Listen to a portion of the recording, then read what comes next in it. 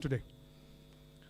The Finance Minister is joined by Honorable Ministers of State for Finance, Shri Pankaj Chaudhary ji, Dr. Bhagwat Karad. Also on the dais are Finance Secretary and Secretary Expenditures, Dr. T.V. Somanathan, Secretary Economic Affairs, Shri Ajay Seth, Secretary Deepam, Shri Tuhin Kant Pandey, Secretary Revenue, Shri Sanjay Malhotra, Secretary Financial Services, Dr. Vivek Joshi, and Chief Economic Advisor, Dr. V. Anantanageshwaran. A warm welcome to the Finance Minister and her team at the National Media Center. At the beginning of the press conference, Finance Minister will make her opening remarks. After that, we will open the floor for discussions and questions and answers. Thank you. Over to you, Minister Ma'am.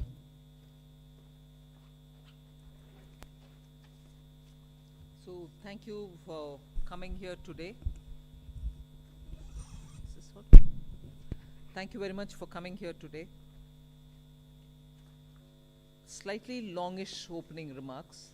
I'll try to cut it down. But over and above what you heard me say, I just want to give the overall perspective, so I'll take a bit longer than I desire. See, this is an interim budget presented just before the election, obviously. The four large things that I want to draw your attention to is GDP. You get the numbers, you see it and so on, but I want to bring in this dimension that governance, development and performance. On all these three heads, I'd like to say what actually we have achieved, because that forms the backdrop. So on governance, this budget speaks from a position where we have delivered on development, we better manage the economy with correct intentions, correct policies, and correct decisions. So it's a governance with care, conviction and confidence. If that stood for the GDP's G, the D stands for people living better, earning better, and having high aspirations for the future. And if I move to the P, the performance, 3 consecutive years of 7% growth. Fastest growing economy in G20, all parts of the country participating in the growth. Price stability and inflation management. Handling the health and economic fallout of COVID. Build out of physical, digital and social infrastructure. DPI as a factor of production almost for formalization and financial inclusion and growth of the economy.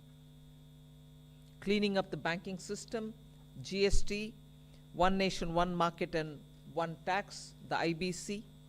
So if you were to look at performance, I've listed some of them. So your GDP, as we look at governance, development and performance, I have something to say on each of these. So this budget, or vote on account, is getting presented with the GDP that we want to speak to you about. And in that, the fiscal management actually is something which I would like you to spend some time, even as you go through the budget. But I'll flag it here, bringing down the fiscal deficit in spite of very challenging times, as per the announced consolidation path, and with transparency and prudence. So in fact, I was just remarking to my officers this morning, most of you all had already calculated the figures, RE revenue, RE expenditure, this is what it is, because every month you get the reports coming out. So you don't need to wait till the budget statement. Every month you get the accounts, and so budget process has become absolutely transparent and questionable if there are any, you're there to question. we are here to answer. But we set in the process of keeping everything brought on budget and nothing kept aside from it or underneath it. So with that, the budget deficit, fiscal deficit, 5.8%, which is much lower than the 5.9 which was at the BE. Similarly, for the 24-25 budget, we've given 5.1 as the fiscal deficit, so clearly indicating that we are on track to meet the glide path which was set in 2021-22, and that we are well on track to meet the 4.5% fiscal deficit on or below 4.5 even by FY26. If this is the background with which I'm talking and the presentation of the budget happened, I want to very clearly put some things under the heading, if you want to call it that, Disha Nirdeshak Baatein.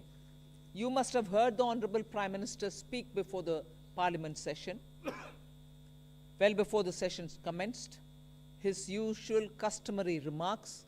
He said the budget will be presented tomorrow and you will have some Disha Nirdeshak Baatein in it. So, what are those Disha Nirdeshak Baatein? There are about 5 of them I highlight. Social justice as effective and necessary governance model. So it's not just a slogan for us, social justice, we'll have to work for Nyay. No, we've shown you that it is a governance model and a successful one at that. So social justice as an effective and governance, necessarily a governance model. Then 4 major caste groups, as we call it, as Prime Minister has emphasized: the poor, the women, the youth, and the Annadata. So Disha Nirdeshak Baatein, you have the second point. Third, focus on infrastructure. This year again, massive increases of capex happened in the last 4 years. This year too, there is 11% increase, resulting in a very recallable number, 11,111 crores. So continuing the trend of the last 4 years, where capital expenditure has been the route, one for revival earlier from COVID, and now for sustained growth towards Amritkal, towards the Viksit Bharat goal. Fourth is the using of technology as a huge opportunity. DPI as almost a new factor of production. So it is actually bringing in the value addition to the economy. It is facilitating every sector to bring in the value addition which is so required and improves on our productivity. And the last Disha Nirdeshak Baatein is high-powered committee for extensive consideration of challenges arising from population growth and demographic challenges. So if these are Disha Nirdeshak Baatein, what were the major announcements? I'll recall very quickly 12 of them. I'm not spending any time except for reading out what those 12 are. 2 crore more homes under the PM Awas Yojana. We already completed nearly the 3 crore. Housing for middle class. Rooftop solar for at least 300 units of power generation every month, which will be muft bijli for the households. There will be some assistance and some kind of a funding which will be extended. So you're generating renewable energy, providing the renewable energy generators the free that which they would want to use, and over and above that, the surplus that they produce can be used for selling and earning money out of it. Enhancement of target for Lakpati Didi from 2 crore women to 3 crore women. preparing and empowering the MSMEs to grow and compete globally, aligning regulatory environment for them. The sixth is making sure that the eastern region, and when I say eastern region, I'm not talking about Northeast. Northeast will get the attention that they've been getting all the while. They will still continue to get it, and they will be on the top of our priority. But when I say the eastern region, I'm talking about Bihar, Jharkhand, Chhattisgarh, and Orissa, making sure that they'll become the engines of growth for the new Amritkal India that we are trying to use as a bridge towards leading to Viksit Bharat 2047. And Eastern India, I've missed out on West Bengal, please add it. Bihar, Jharkhand, Orissa, Chhattisgarh, and West Bengal. Next generation reforms will be carried on, building consensus with states and stakeholders for reform, perform, transform. 3 major corridors, which are programs for railways, for logistics efficiency, and they have been explained. The important point that I want to highlight there is to make sure for Viksit Bharat, you just don't need to build for better passenger convenience, you need to build for better passenger convenience. You need to give them safety. You need to shorten the traveling time for them. So one of the corridor is going to give emphasis for high density routes where passengers traffic is very high. We need to bring efficiencies and better safety in those areas. But for Viksit Bharat, passengers need to move as they wish. But equally, materials, raw materials, building goods, cement, rare earths, minerals, we need them to move efficiently as well. So the corridor will take care of that as well. So the synergy between movement of people and movement of goods is what is being highlighted in the 3 corridors that we're talking about. Ninth announcement, that is urbanization, looking at Metro and Namo Bharat.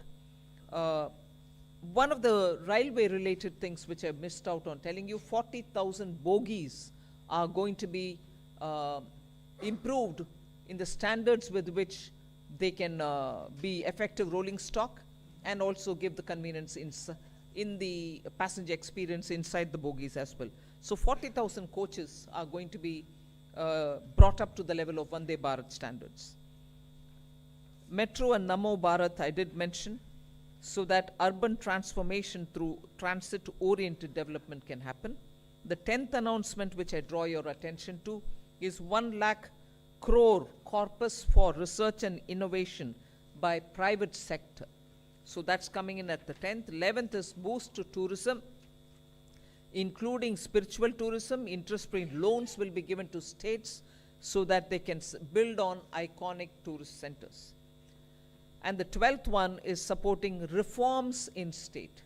They are separate from the development of tourism centers, and therefore I want you all to have the clarity that help to centers are supporting reforms in state is slightly different from boost to tourism. There will be a white paper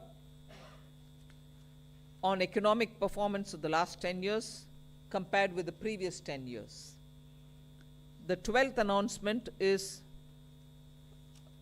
so much a statement that I would like to make, which is what I made in the budget speech as well.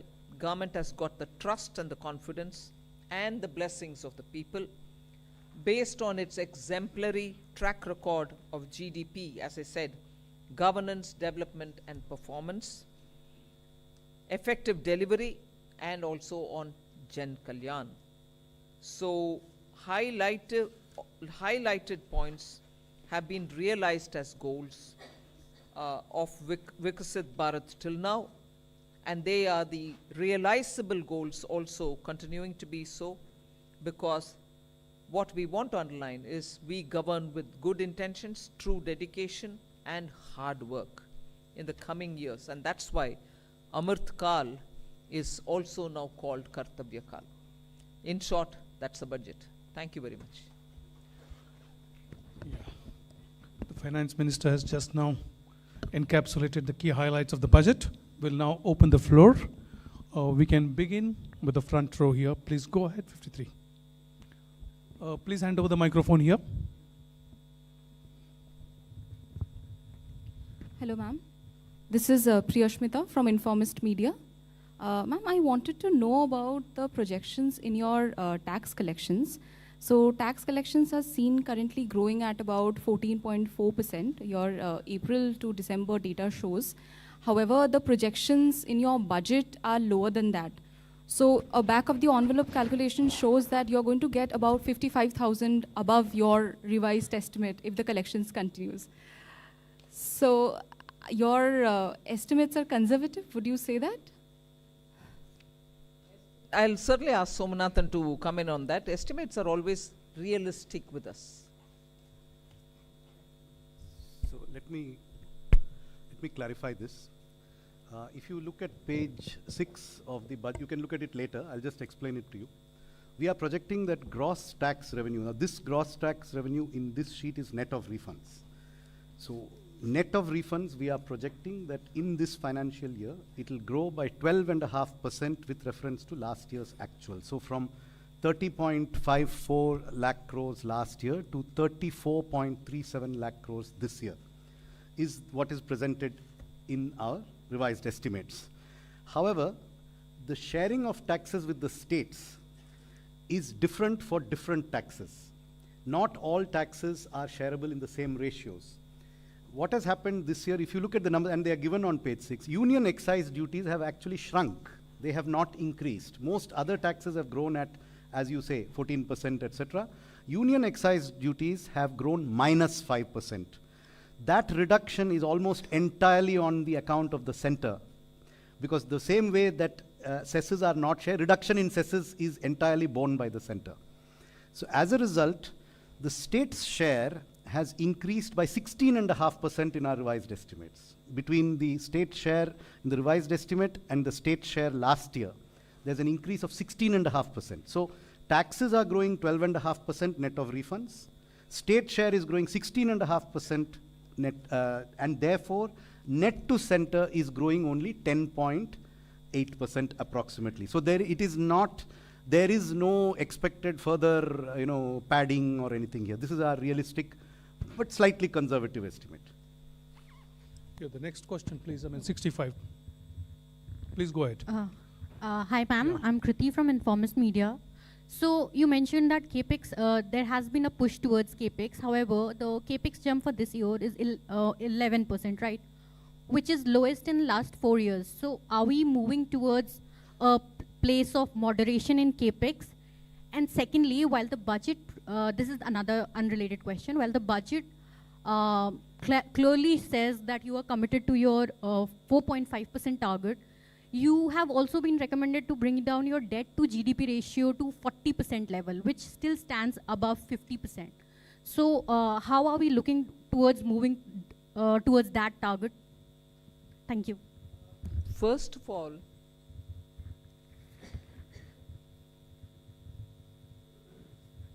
I'm on the second, your second bit was on the debt to GDP. What was your first one on? CAPEX.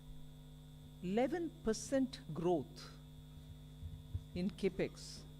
You've got used to about 30%, 23% from a low base. And today 11% on a high base appears low. Informist. 11 lakh crores going for capital expenditure. And you're seeing also that the private sector is coming in with their investments. So one has to have a clear understanding that when the government wants to spend through capital investment, it can be for one, triggering the economy so that private sector also comes in. At a time when private sector didn't come in, we still fully came in. Now we are seeing also signs of private sector also coming in. So it's only natural for two reasons, therefore, for you to look at. One, on what base are you saying 11% is less? Growth it is. And second, please do look up if private sector is coming in or not. Does that answer you? Yeah. The next question, we'll take it. Wait, to wait, the wait, CD. wait, wait. Still? Yeah. On your 40% of, first of all, that was a figure that was set before COVID. Its relevance today is something that has to be looked at completely afresh. And in fact, in 21-22, the finance minister had set out a particular fiscal consolidation glide path, which is the post-COVID glide path. I would only point out that today India's debt to GDP ratio is one of the lowest in the G20 apart from other countries. So we have to look at things in today's context, not based on a historical relic of a report which was prepared long ago before COVID happened. Yeah. And again, our external debt also is something which you should notice is never been high, not high even now. Yeah. Second row, I would request you to confine to one question, please, because there are many questions coming up. Yeah. Thank you very much. Please go ahead.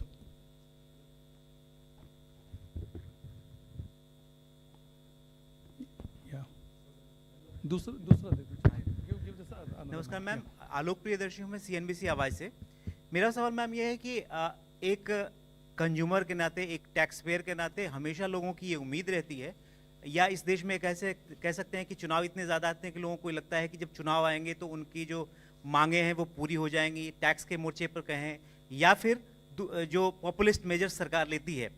लेकिन क्या इस myth को क्या ये सरकार तोड़ना चाहती है कि जब चुनावी साल होगा तो पॉपुलिस्ट बजट नहीं देंगे? जिस तरह से फिस्कल प्रूडेंस की आपने बात करी, आपने फिस्कल प्रूडेंस को लेकर काफ़ी जोर दिया है इस बार बजट में, तो ये इस बात का कॉन्फिडेंस सरकार को ज़्यादा है कि वो अगली बार पूरी तरह से आके और जनता के जो उनकी उम्मीदें हैं उनको पूरी करेगी, या फिर सरकार इसी तरीके से जिस तरह से फिस्कल प्रूडेंस का जो रास्ता है उसको अख्तियार करेगी और उसी हिसाब से चलती रहेगी, और चुनाव के मौके पर लोग आम आदमी एक्सपेक्ट ना करें कि कोई पॉपुलिस्ट बजट आ सकता है? आप डिस्कशन जैसे प्रश्न पूछ रहे हैं भाई। मैं पहले से बोलते आई हूं और माननीय प्रधानमंत्री जी भी इस विषय में बोलते थे, कल परसों भी उनका बयान है। वोट ऑन अकाउंट क्या है, कैसे है, आपको मालूम है। So we largely kept vote on account as vote on account, but also showed how the economy will be moving forward and what's our plan for it. Who are we going to aim at when in July, when we come back to present a budget? Who are the sections who will be addressed? What are the kind of investments we'll make? However, very clearly showing that on capital expenditure, we are showing an increasing growth. More money is being put in for that, for innovation, and so on. So announcements भी है, ये नहीं है कि vote on account है इसमें कुछ और नहीं है। announcements है, दिशा निर्देशक बातें भी है।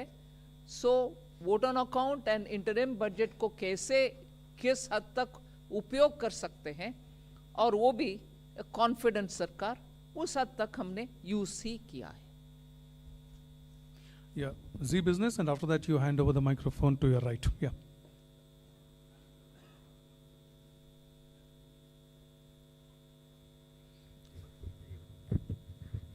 मैम, आपने दो बड़ी स्कीम्स का ऐलान किया, एक अर्बन एरिया के अंदर हाउसिंग स्कीम का, दूसरा रूफटॉप सोलर के लिए। मैम, इसका बजट एलोकेशन कितना है? एक सवाल। दूसरा सवाल मैं मैम पूछना चाहूँगा डाइवेस्टमेंट के ऊपर। मैम, पिछली बार 51,000 करोड़ का टारगेट था, वो टारगेट नहीं मीट हो पाया। इस बार बजट में ये नहीं मिल पाया कि कितना टारगेट अगली बार के लिए रखा गया है, और ऐसे टाइम पे टारगेट नहीं पूरा हो पा रहा है जब मार्केट, इक्विटी मार्केट बहुत अच्छा परफॉर्म कर रहा है।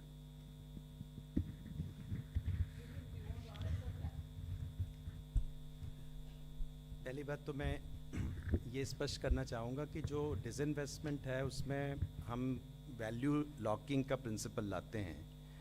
आपको एक मैं छोटा सा उदाहरण देता हूँ। हमारे जो 61 लिस्टेड CPSCs हैं और 16 PSBs हैं, एक यानी कि 1 जनवरी 2021 में, यानी कि 3 साल पहले उनका combined market cap 15 lakh crore था, और आज के वक्त में वो 58 लाख करोड़ है।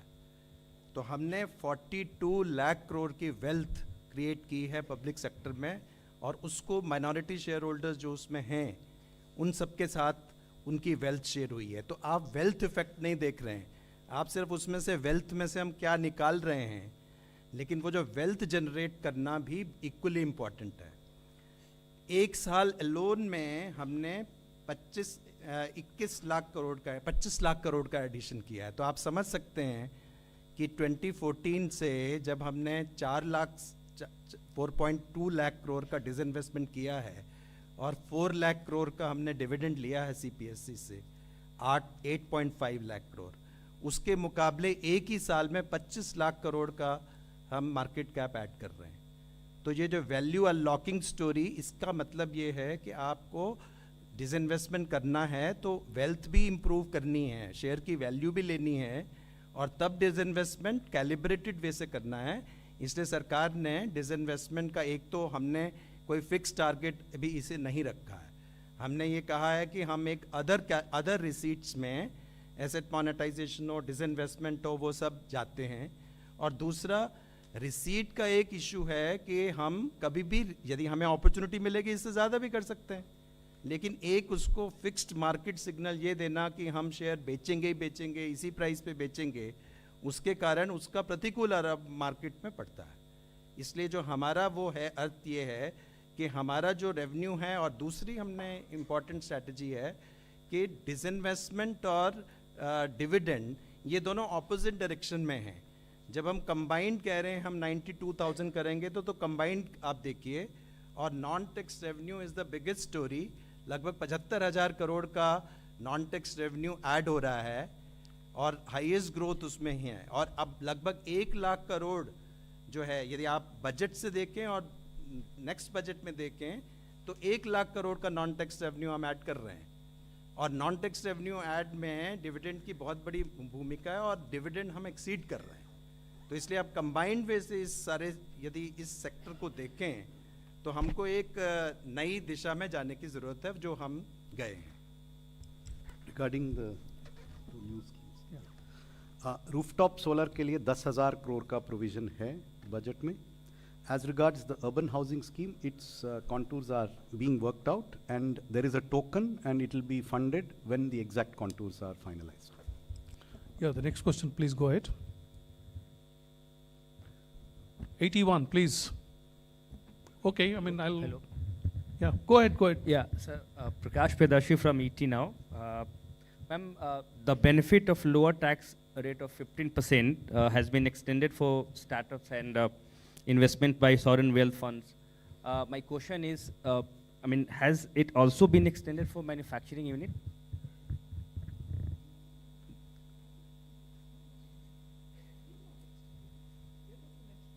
No, I'm asking, I'm seeking clarity. No. Thank you. Yeah, Bloomberg, Ruchi. Ma'am, some of the rating agencies have said that they will take a call on a ratings upgrade for India only after the next budget. But given that this budget of yours, you did say that it has been transparent, you've maintained the path of fiscal prudence as well, what will be your message for rating agencies? Not only aligning with the fiscal consolidation roadmap that we gave earlier, but bettering it. Is that one simple, straightforward message which every rating agency should take on board? Should take on board. Ma'am. Yeah, please go ahead. Sapna here from CNBC TV. Ma'am, two questions. One very broad, generic, excellent work in terms of fiscal consolidation. Just want to understand, is it slightly ambitious to have a 5.1 number right away in the interim budget? I mean, broadly expectation was July budget, you know, you will start kind of. No, I don't mean that. No, I don't mean that, but just try to understand, like in 2 years, you'll be able to do below 4.5%. Very broad understanding, ma'am. One is that. Second, ma'am, you're talking about next generation reforms. Within that context, the government has had a, you know, a massive privatization agenda. There doesn't seem to be, you know, any mention of that as of now. Just heard to him. Sapna, you're asking the same thing. No, but You went elaborately on it. but will you still be sticking to it? Just broadly wanted to understand.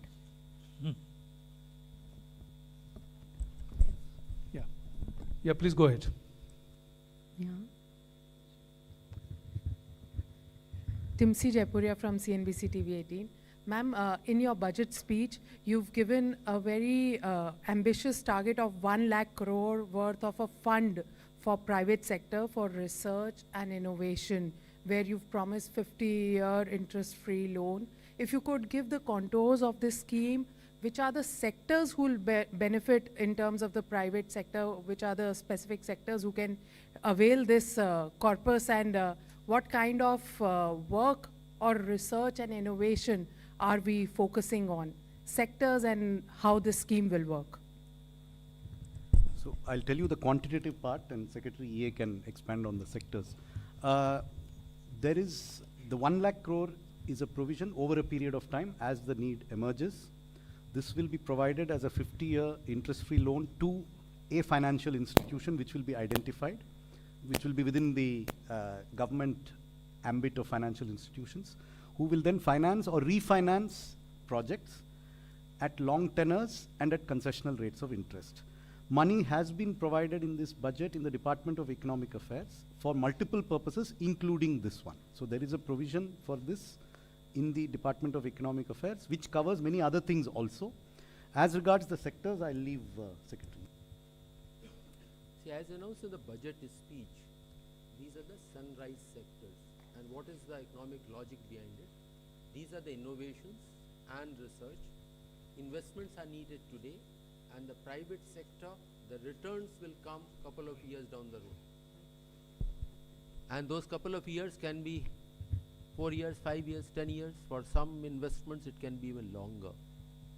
So it will not be commercially viable for private sector to invest if it were to be a commercial money for them. So this is what the fund will help them. Clear identification of those sunrise sectors will be through a stakeholder process. Yeah, business line. Yeah, Namaskar, ma'am. Shishir here. Just two clarity, ma'am. One is about the TCS. Some changes have been made in the TCS on the LRS. So what are those changes? There is not much clarity because explanatory memorandum is not there. And the second part is the housing scheme. Will it be just like an interest subvention scheme, or what will be the contour of that? So you are aware that, sometime I think last year, maybe in June or July, there was a press release in which the TCS rates were later on changed from what were announced in the budget of 23-24. So basically it is just to align those TCS rates with what was announced in the press release. There is no further change from what was announced in the press release. Your question on housing was? What will be the contours? It's still being worked out. Interest subvention, will there? It could be one of the features of the scheme, but nothing has been finalized yet. It's under discussion between Department of Financial Services, Ministry of Housing and Urban Affairs. Multiple options are being considered on how to achieve the purpose that has been set out. Hello, ma'am. Ruchika Chitravanshi from Business Standard. One question was regarding the relating to the announcement you made about the withdrawal of demand for outstanding tax. What will be the cost to exchequer for the tax that will be foregone? And second, a small clarification: the 75,000 crore 50-year loan that is linked to the milestone reforms. Yeah, is that in addition to the 1.3, or is it part of it? So all of you would be aware, that there are a large number of small demands that are pending with respect to income tax, wealth tax, gift tax. They number in all about 2.68 crore such demands. The total amount, of course, is very high, which is 35 lakh crore of outstanding demand. A lot of it is in litigation. But many of these demands, about 2.1 crore, in fact, 2.1 crore out of 2.68 lakh demands are valued less than 25,000 rupees. Now, many of these demands are very, very old, dating from 1962, when Income Tax Act was enacted. and right now till, very recently till, today. So this has been causing a lot of hindrance, especially for the taxpayers, because these demands are very old. Many of them are unreconciled because of systemic issues. We shifted, our CPC, all the tax records, centralized them in 2010-11 year. And so that's why a cutoff has been taken at 10-11, because previously the demands were decentralized. And so we are unable to, verify many of them, causing disruption and hindrance in payment of refunds. So out of this 2.1 crore demands, which are less than 25,000 rupees, about 58 lakh demand entries for the period pertaining to financial year 9-10. And then from 10-11, these are less than 25,000, as already announced by the Honorable Finance Minister, and another 53 lakh entries pertaining to the remaining 5 years from 10-11 to 14-15. So 1.1 crore small demands, 25,000 and 10,000 for the 5 years. These are being remitted. The total amount is less than 3,500 crore rupees. The 75,000 crores is part of the 1,30,000 crores. Yeah, go ahead, please. Yes, go ahead. Hi ma'am, this is Pushpita from the core. You mentioned about that nearly 40,000 rail bogies will be converted to Vande Bharat standard. But if you look at the price of Vande Bharat is comparatively higher than the other ticket prices. So considering the affordability of the passengers, what will be the pricing and how will it be decided? If you could. It's up to the railways, but Vande Bharat trains are one thing. The bogies 40,000 being upgraded to the Vande Bharat standard is another thing altogether.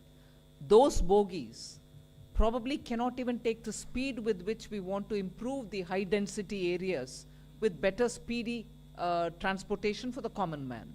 Equally, the inside bogie experience is also not up to the mark because they've been so for a very long time, and as time passed by, their quality has also come down a bit.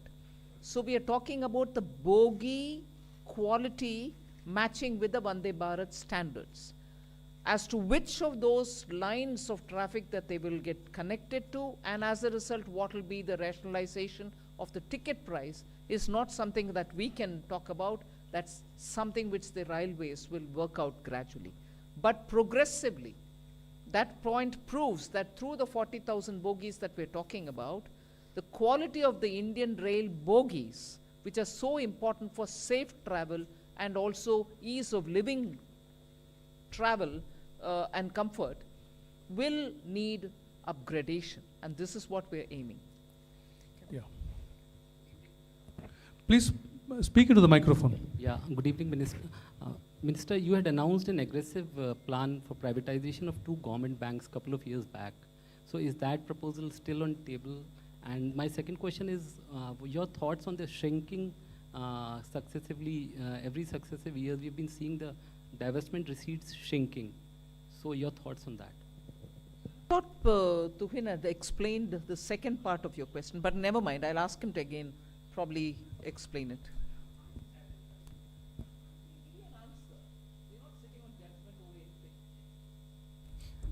The disinvestment receipts, as you say, is that, is basically you part with your wealth, which is the shares or a property, and convert it in and monetize it.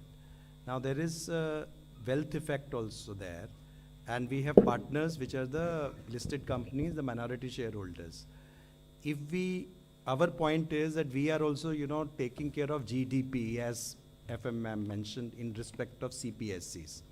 If you look at the CPSC's performance, whether it comes to capex of 3.2 lakh crore, whether it is their growth story, whether their investment in green energy, whether their performance in return on capital employed, whether you look at return on equity, on all fronts, we are seeing that they are big market players, they continue to improve, and therefore they continue to reward shareholders, including the government.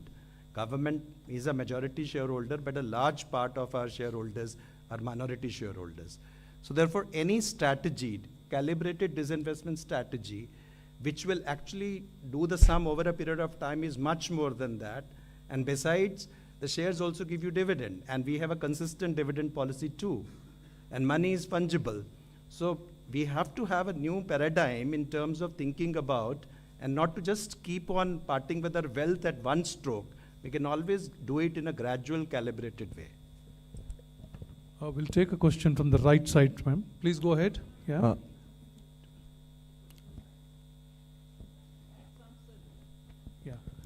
Ma'am, I have a question on this committee on demographic change challenges. Ma'am, what would be the mandate? What are the areas it would look at? Will it be urbanization? Will it also include issues around, this whole issue about constituencies, political constituencies, given that the northern states have grown faster? Also, two clarifications. One is on the 70,000 crore with DEA.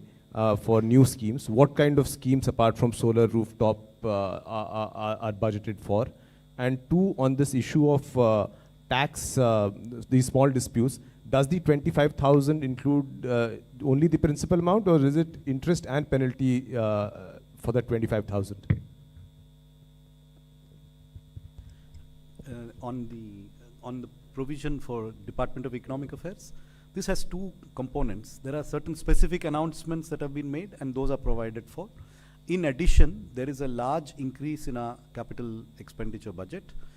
We have, as was done in the year 2022-23, we have kept this in the Department of Economic Affairs to be allocated to whichever department requires it at the pace that it's able to absorb, so that we have flexibility to allocate it to whichever department is able to absorb it fastest, whether it's railways, highways, telecom. We have all of them, and they are all essentially eligible to take this money when the requirement arises, so that we have flexibility to optimize its utilization. Hello, ma'am. As to your, let me answer the second part. As to your question as to whether the 25,000 rupees amount which is remitted being withdrawn, till the year 9-10, and 10,000 being remitted from 10-11 to 14-15. Let me clarify that this is the amount of demand which is mentioned in our books. And so when this demand is actually entered, then it will include even the interest till the point, when the demand was actually assessed and entered. So it includes the interest till that period, that point of time. And any interest which accrues later on is also withdrawn. Yeah, the front row, left side, please. Hello, ma'am. Ma'am.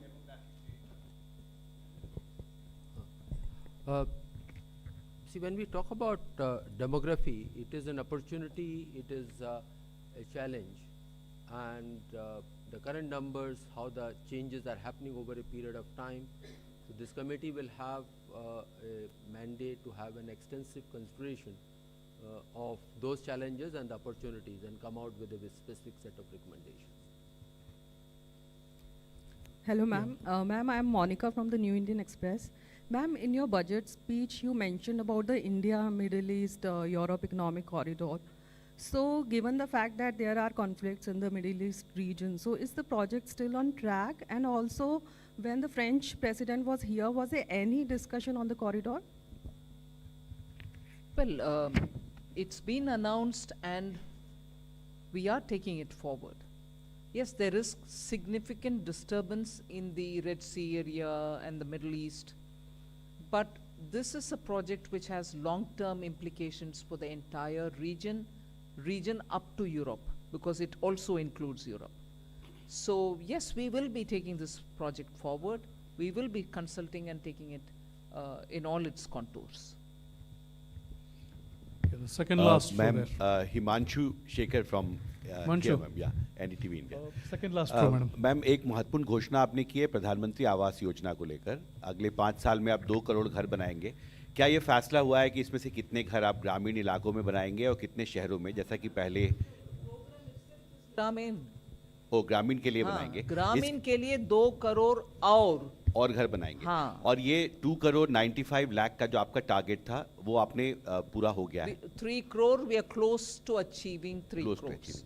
And over and above the 3 crores, ये 2 करोड़। 2 करोड़ है, और इसके लिए financial कुछ estimation हुआ है, कितना allocation करेंगे आप? The allocation is provided for. It will be supplemented when the costing is worked out for these additional. But there is a provision to kick it off in the coming year. Thank you, sir. Yeah, please go ahead.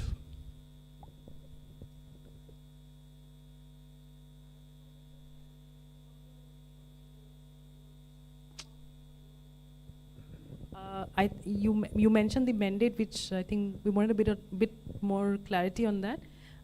Is it going to be something similar to the population control bill that has been spoken about in the past, or is it going to have a different mandate? We just needed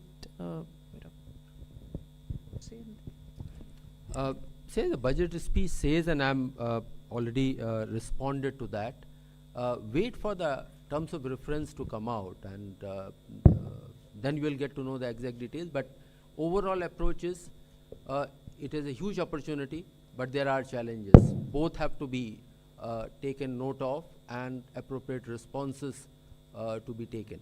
So that's really that broad idea I can share with you, and terms of reference will come out in due course. Yeah, please go ahead. Good evening, ma'am. This is Parth Singh from Outlook Business.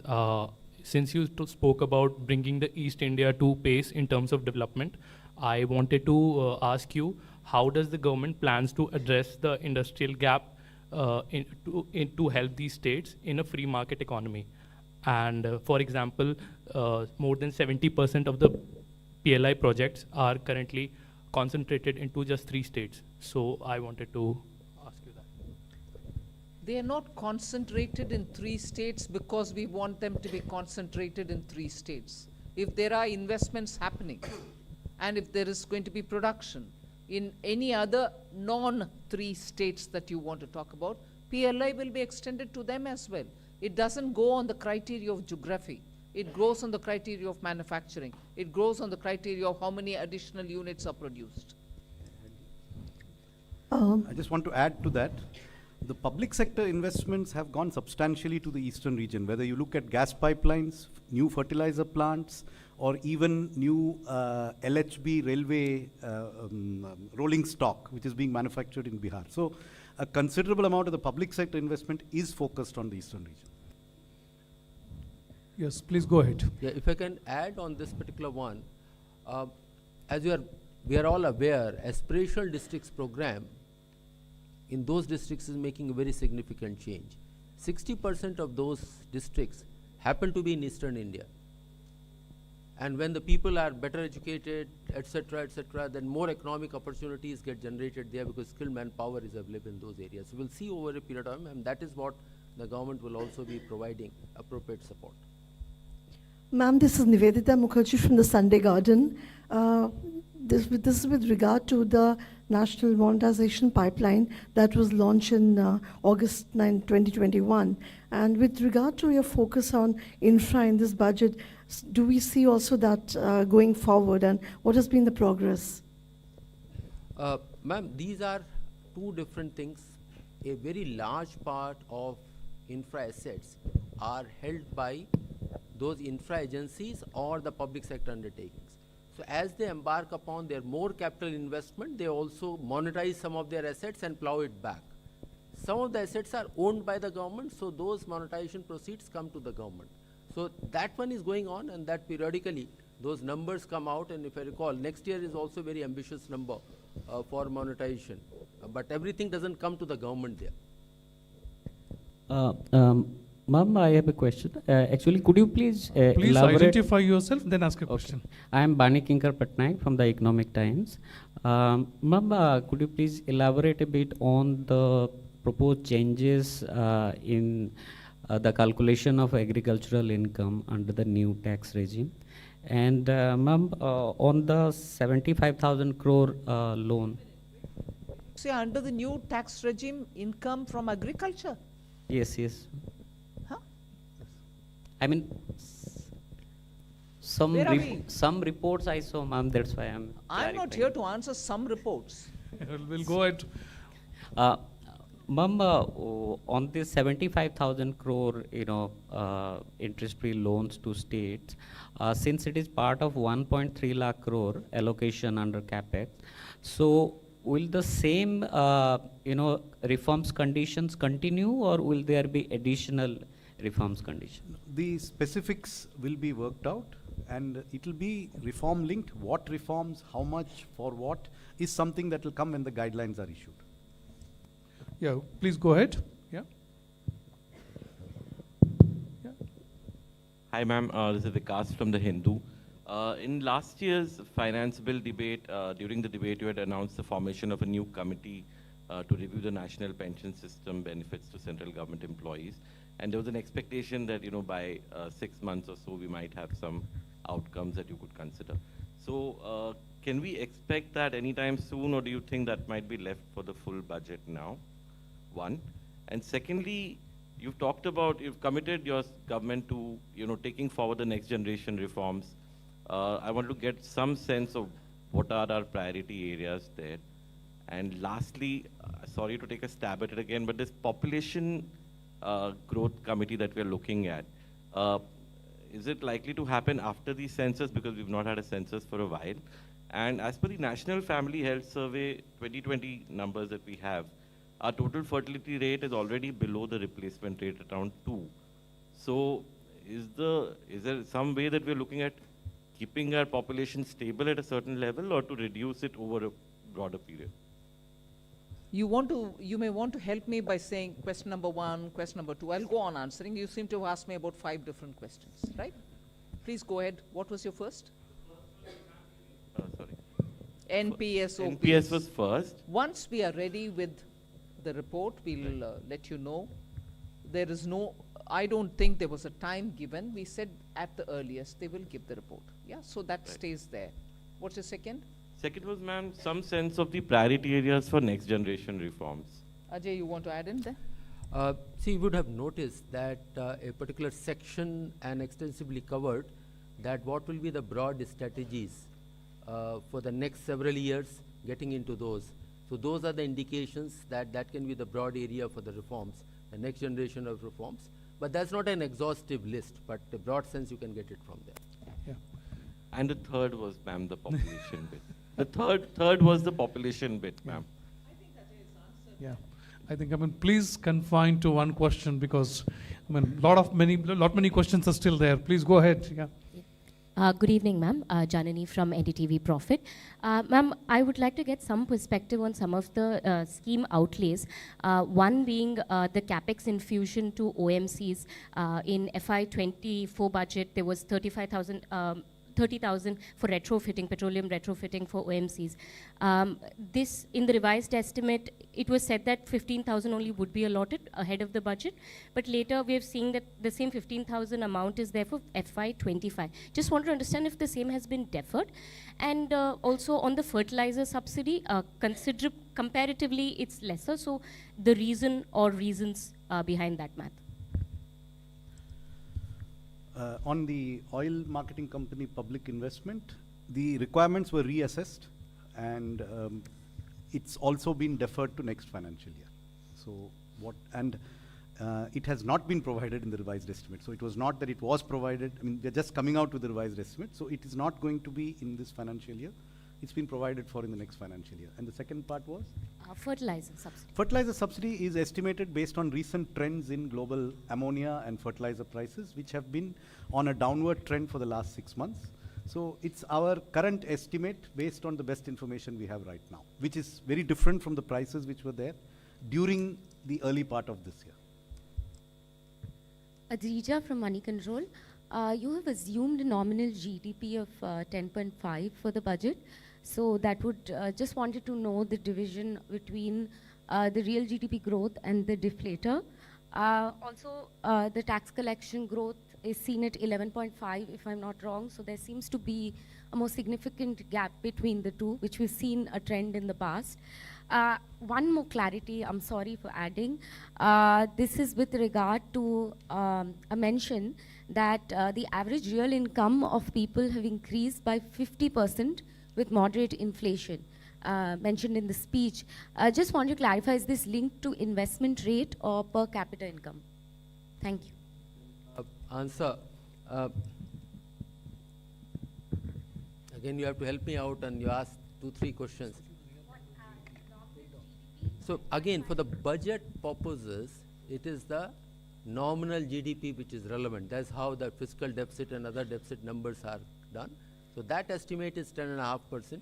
And I recall last year, again, several of you said that are we underestimating, overestimating, etc. We said we have a realistic number. Of course, this year it has been a little lower, 8.9. So our sense is that next year, 10 and 10.5% nominal growth rate is a reasonable number. As far as real growth is concerned, the breakup is not a budget issue. You would have seen the document which Chief Economic Advisor has brought out just 2 days back, and he has extensively covered his take on what the real growth would be. And so you would have read the document already. Your second question?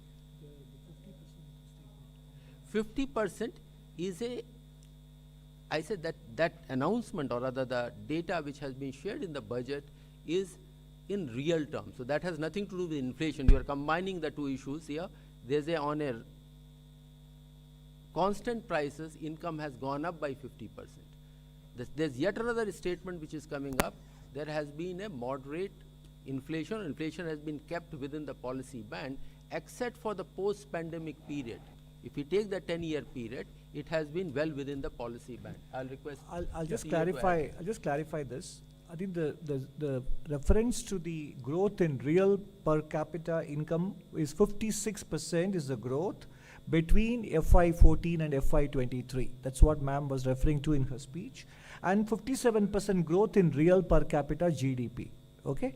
That is what she was referring to. Thank you. Yeah, please go ahead. I'm Meghna Mittal from Money Control.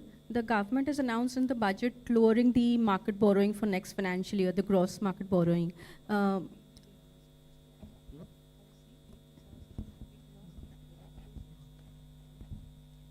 So I just wanted to understand what gives the confidence to the government that they'll be able to lower the market borrowing amid the global challenges and the capex increase that has been announced. So I think the confidence comes from the numbers that are presented. So if the revenue numbers are realistic, if the expenditure numbers are realistic, then the deficit number is realistic. That deficit number is then broken up into sources of financing. And we have taken a 10.5% nominal growth rate, 11.5% revenue growth rate, which is buoyancy of less than 1.1. This year we have achieved 12 plus with a nominal growth of 8.9. So I think a very decent, very conservative buoyancy has been assumed. In addition, the expenditure numbers are realistic. We have provided for everything. Therefore, the deficit numbers are achievable. And the borrowing breakdown is given here in terms of how much is market, how much is small savings. Small savings, we have shown a declining trend in resources from small savings. We have shown a declining trend in external debt, and that is reflected in these borrowing numbers. So these are very realistic borrowing numbers. On the gross borrowing coming down, next year, some of the repayments of loans taken will not be happening from the consolidated fund. They are repayments of the GST back-to-back loans. So they don't necessarily lead to new gross borrowing. So there is a slight recalibration between the growth of the net, in fact not the growth, the decline in the net borrowing is gentle, the decline in the gross borrowing is steeper, but there is a reason for it. So it's very realistic. Good evening.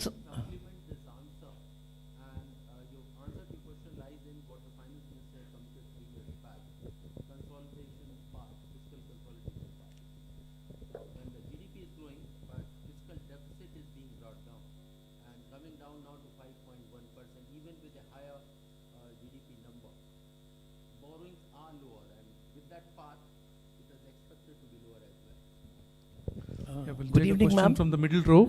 Good evening, ma'am. This is Sanjay Agarwal. I first like to congratulate the entire. I'm Sanjay Agarwal. I work for PN News, ma'am. It's a newspaper. This is a newspaper, ma'am. What news? It's PN News. It's a newspaper. It's a bilingual, ma'am. Yeah. So PN News. How do you spell it? It's P for press, N for nation. PN. PN. Yeah.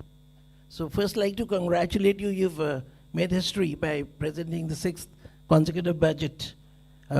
My question has already been taken by another friend. I want to know that you're talking about income tax demands, as Sir explained, Sanjay, that there have been about, the borrowings is 14.13 lakh crores, and this, your effect is 3.8 CR. So wouldn't it affect, and wouldn't be like in the future, there are a lot of quote, he said it's going to be, people are going to say, okay, waive off our demands. Is this not going to set a wrong, means, I don't know, what should I call it, ma'am? See, as I mentioned to you, this should not be seen as a waiver. Because as I mentioned, in the year 10-11, we shifted our records, which were previously maintained at zonal levels or state levels, and which were, mostly paper records. Or if they were, computerized, then, they were held, in computers locally. There was no central record. So in the year 10-11, we shifted this centrally to our central processing center now in Bangalore. A lot of those demands, which are over there, they have actually been paid for by the taxpayers. Because when we reach out to them and we tell them, this is a demand, this is a small demand, of course, but they say, well, we have already paid it. But the records were not with us because they were all decentralized. And so mostly these demands are actually not existing. They are existing on paper, but they are not actual demands. They are mostly fictitious, and they are not going to yield any revenue. Some of them, of course, are very, very small, 1 rupee, 2 rupee, less than 10 rupees. So it's not a waiver. That's why Honorable FM in her speech has not called it a waiver. It's just a withdrawal, it's just a correction of entries. Ma'am, shall we conclude, or would you like to take 1 or 2 questions more? Yes. We go to the middle row. Yeah. Yeah. No supplementaries. And now, please confine to 1 question now, all of you, the 3 of you. Good afternoon, ma'am. Congratulations to you and everybody. Karishma this side from Business Today.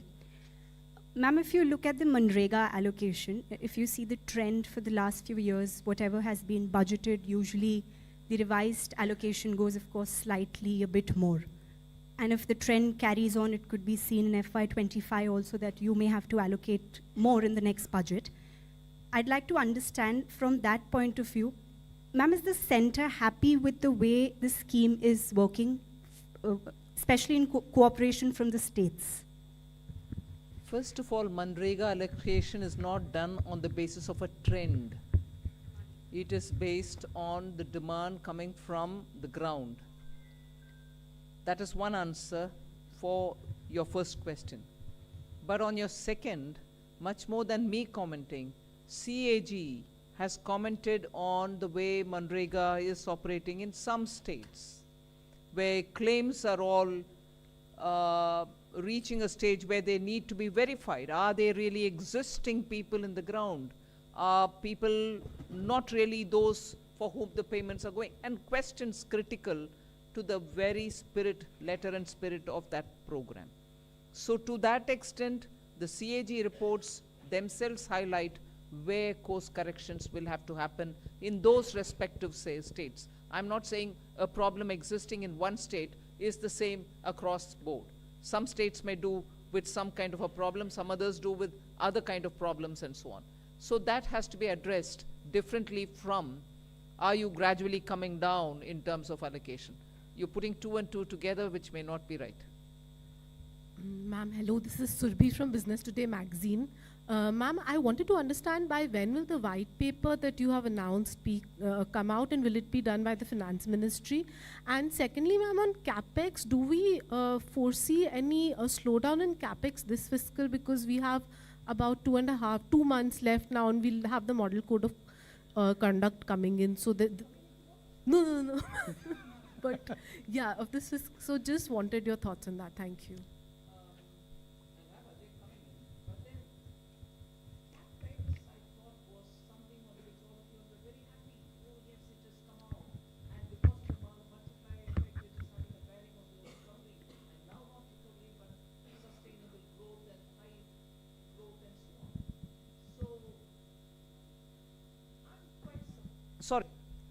I'm quite surprised that questions are already coming saying your increase is not sufficient, is it going to be absorbed or not? I mean, varying words used for that.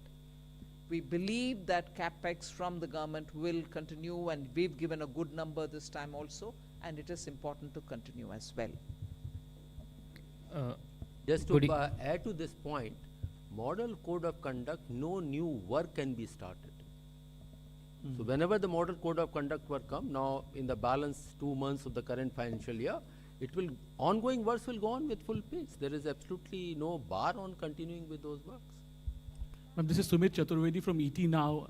Again, the question is, you said there will be white paper on pre and post 2014 economy. What is the timeline for that? You said it will be coming soon. Just to add a similar question, because what would be the parameters on which both periods comparison will happen, because they were both the different periods with different kind of challenges? Comparison is always between two different periods only. I can't compare myself today, this minute, can I? They have to be varying periods to compare. It has to be so. On the timeline, ma'am? Yeah. Huh? Wait when the white paper is laid down. The last question, please. I am Nikunj Ohri from Reuters, requesting some clarity on the gross borrowing, lowering of the gross borrowing, market borrowing for next year. One of the annexure to the document, budget document, says that maturing debt would be met through GST compensation fund. So, wanted you to clarify whether this relates only to the back-to-back loans that were given to states earlier. Absolutely, only to that. Okay, thank you. So, thank you very much. I mean, it was an elaborate press conference. And thank you very much for your presence, everybody. Thanks a lot.